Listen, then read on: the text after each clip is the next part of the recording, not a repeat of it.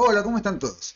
Bienvenidos a una nueva lección de astronomía desde cero, donde veremos, digamos, profundizaremos un poco lo que hemos visto en la clase anterior sobre el año trópico y veremos por qué se producen esas complicaciones que yo les mostré, por qué no es lo mismo de un año para el otro y por qué ni siquiera es constante dentro del mismo año, sino que varía según desde dónde lo empezamos a medir. Son todas cosas bastante complicadas, así que las guardé para una lección aparte.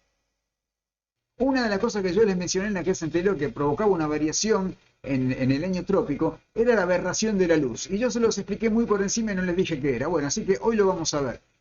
La aberración de la luz es un extraño bamboleo que se observa en las estrellas, por el cual se mueven de un lado para el otro con una amplitud más o menos de 40 segundos de arco, que ahora después les voy a mostrar cuánto es, van a ver que no es tan poquito, y que ese movimiento se produce en la dirección de la eclíptica. Si la estrella está sobre la eclíptica, entonces es un movimiento perfectamente plano, y si nos empezamos a alejar de la eclíptica, o sea, si la estrella está un poquito, tiene una latitud, acá con una latitud de 45 grados ven que describe esta elipse, y finalmente si la estrella está en el polo de la eclíptica describe un círculo, ¿sí? Esta magnitud de 40 segundos, ¿saben cuánto es? Es más o menos el tamaño del planeta Saturno con anillo y todo. Así que, como ven, es algo pequeño, pero con telescopios se nota esa diferencia, ¿sí? Por eso esto lo descubrió James Bradley en el final del siglo XVII, comienzo del XVIII, con telescopios que eran bastante chicos. Ahora, ¿qué causa la aberración de la luz? Bradley descubrió que, en un paper que publicó en 1729, que lo causaba era la diferencia, era el movimiento relativo entre la fuente de luz y el receptor. Por lo tanto, en este caso, suponiendo que las estrellas están quietas, con lo cual, estando tan lejos, podemos hacer de cuenta que están quietas para un pequeño intervalo de tiempo, de un año. Entonces, la causa de esta aberración es el movimiento de la Tierra alrededor del Sol, ¿sí? Ahora bien, quiero que tengan en cuenta, ¿sí?, que esto no aplica solamente a las estrellas, sino a cualquier fuente de luz, básicamente, incluyendo, por ejemplo, al planeta Saturno. Así que la próxima vez que vean a Saturno con su anillito por un telescopio, piensen que el verdadero Saturno no está donde lo están viendo, sino que está a un Saturno de distancia, hacia el oeste, ¿sí? Porque la Tierra se mueve hacia el este, así que lo estamos dejando atrás a Saturno hacia el oeste, entonces por lo tanto la imagen la vamos a ver corrida hacia el oeste. Y él lo explicó de esta manera: como un efecto del movimiento relativo entre la fuente de luz y el observador. Como el observador se está moviendo con respecto a la fuente de luz, suponiendo que las estrellas lejanas están quietas y que nosotros somos los que damos vueltas alrededor del Sol, entonces es necesario inclinar el telescopio para que la bolita de luz termine de entrar. Esto es muy burdo, pero está bien explicado, básicamente. El efecto es ese. Y por lo tanto, así es como lo interpretó Bradley. Y eso explicaba por qué hacía todos estos extraños fenómenos. Así que bueno, disculpen por los efectos de 8 bits, pero bueno, era lo que tenía. Esta es la explicación que encontró Bradley, ¿sí? Esta es el haz de luz, este, esta es la fuente, este es el observador se está moviendo hacia aquí, por lo tanto, es lo mismo que decir que la fuente se está moviendo hacia la derecha. Entonces se hace el famoso paralelogramo de velocidades y nos da una nueva velocidad de la luz que está inclinada, así que tiene una inclinación con respecto al original, y esa inclinación es la aberración. Bueno, esto es obviamente óptica del siglo XVIII, ¿sí? Hoy en día esto no se sostiene, la teoría de la relatividad dice que no podemos sumar velocidades de esta manera con este triángulo. Obviamente que la velocidad de la luz con respecto a una fuente en movimiento nunca va a ser mayor que la velocidad de la luz en el vacío, que es una constante. Así que este fenómeno hoy hay que explicarlo mediante la relatividad especial y no usando un paralelogramo de velocidades, sino la transformación de Lorentz. Pero el resultado, en definitiva, el resultado es exactamente el mismo.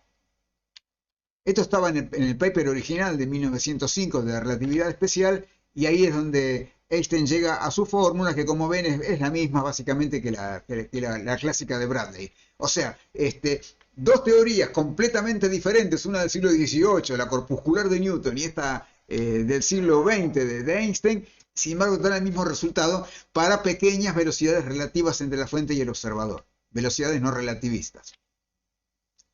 La nutación, como pueden ver, es un cabeceo cónico del eje de rotación terrestre que se superpone con la precesión, ¿sí? Se suman Por lo tanto, el movimiento de precesión, el movimiento total del eje terrestre, no es solamente este movimiento cónico de precesión, sino que está rizado por un segundo movimiento cónico del eje, propiamente dicho. Estas dos componentes, la componente este-oeste y la norte-sur, no son iguales. La este-oeste es del orden de los 14 segundos, o sea, es el máximo bamboleo. Este-oeste es del orden de los 14 segundos de arco, y el bamboleo norte-sur es un poquito más grande, del orden de los 20 segundos. Por lo tanto, este cabeceo no forma un cono común, sino un cono de base elíptica. Y se superpone con la precesión, como les digo, de manera que esto le suma o le resta a la precesión. Y bueno, como yo ya les mostré, que el año trópico depende fuertemente del valor de la precesión, porque es año siderio menos lo que se ha movido el trópico debido a la precesión. Entonces, el hecho de que este movimiento del equinoccio no sea constante, sino que tenga una pequeña variación debido a la nutación, es lo que hace que de un año para el otro, el año trópico no valga lo mismo. Así que esta es la explicación, ¿sí?, de por qué el intervalo de tiempo entre equinoccios no es el mismo de un año para el otro, porque varía un minuto más, 2 minutos menos. Ahora, vamos a ver entonces el tema del año trópico y de por qué se tuvo que abandonar esta versión inocente de tiempo entre equinoccios. Veamos cómo se combinan todos estos fenómenos para causar este efecto. El año siderio es bastante constante, aunque en este momento tiene una tendencia a la baja, por decirlo así en términos bursátiles, está disminuyendo muy lentamente. La precesión, por otro lado, desprovista de la nutación, ¿sí?, liberada de la nutación, tampoco es constante estrictamente, sino que ahora está aumentando en este momento, está al alza, aumentando alrededor de 2 segundos de precesión por siglo, ¿sí? O sea, muy poquito es. Pero bueno, el valor actual anda más o menos por los 50,29 segundos por año. Entonces, aún sin tener en cuenta la nutación o quitándola, la diferencia entre el año siderio y el año trópico es el tiempo que le lleva a la Tierra correr esos 50,3 segundos de arco, que es lo que se movió el equinoccio. Pero resulta que el tiempo que se necesita para recorrer esos 50,3 segundos no es lo mismo en marzo que en junio, que en diciembre, que en septiembre, porque son diferentes partes de la órbita terrestre y la Tierra corre a diferentes velocidades.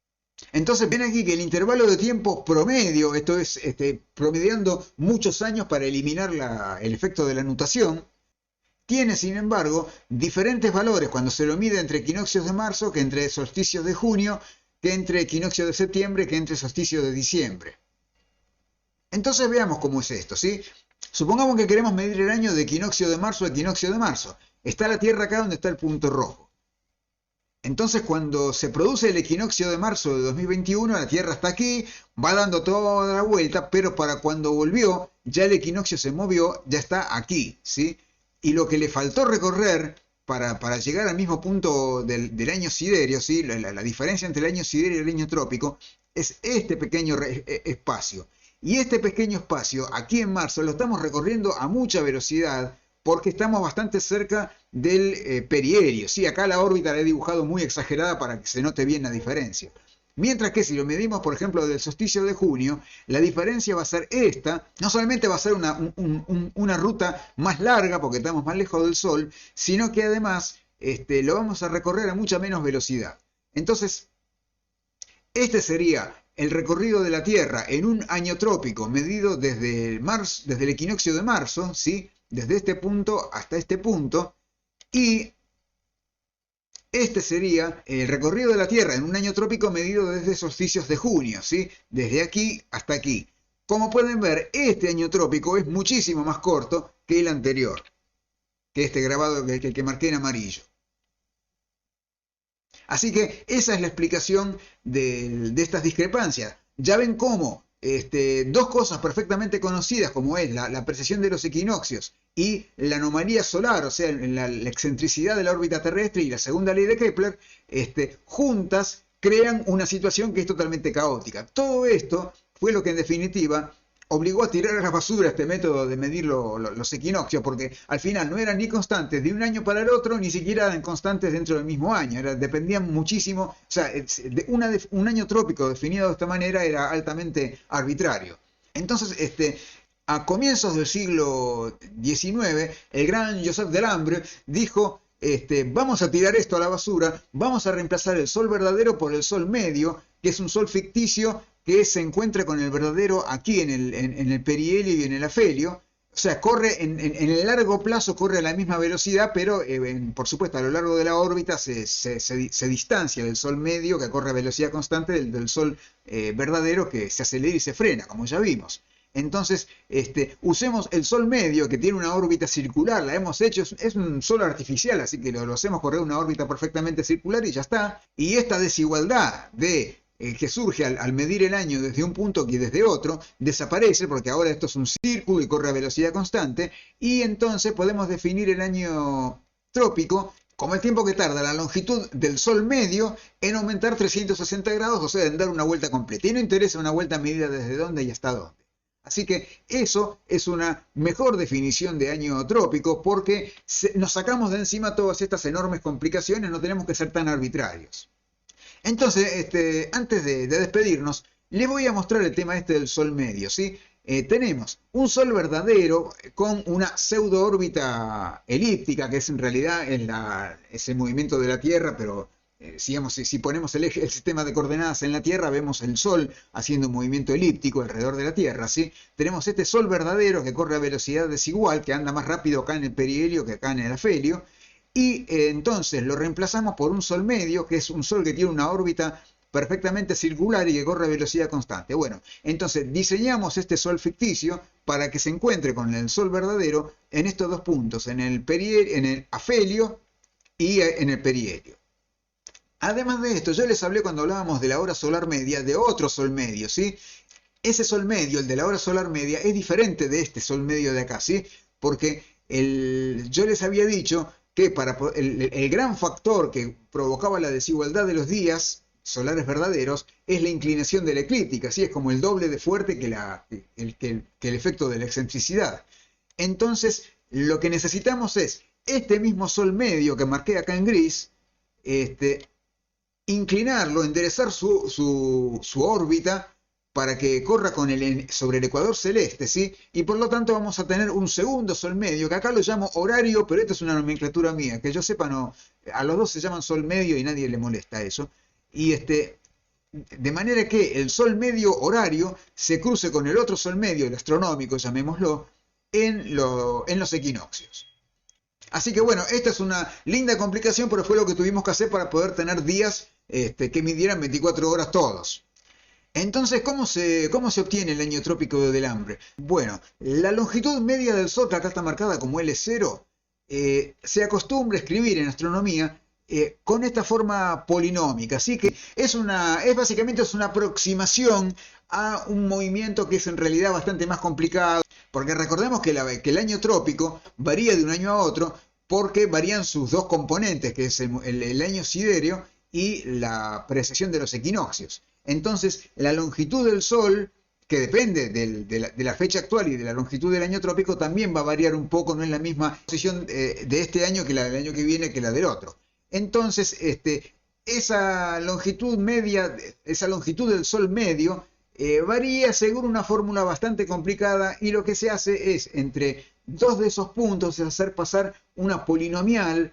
Es un truco matemático, con lo cual convertimos una función complicadísima en algo que es muy fácil de derivar y de trabajar matemáticamente. Entonces, una vez que tenemos la longitud del Sol medio en esta forma polinomial, donde t es el tiempo, es la cantidad de siglos transcurridos entre la época 2000.0 y la actualidad, la podemos derivar, con lo cual es sumamente tonto, ¿no? Porque la constante desaparece y todo lo demás baja un grado del polinomio, así que acá se convierte, la derivada de longitud es a1 más 2 por a2 por t, más 3 por at por t cuadrado, etc.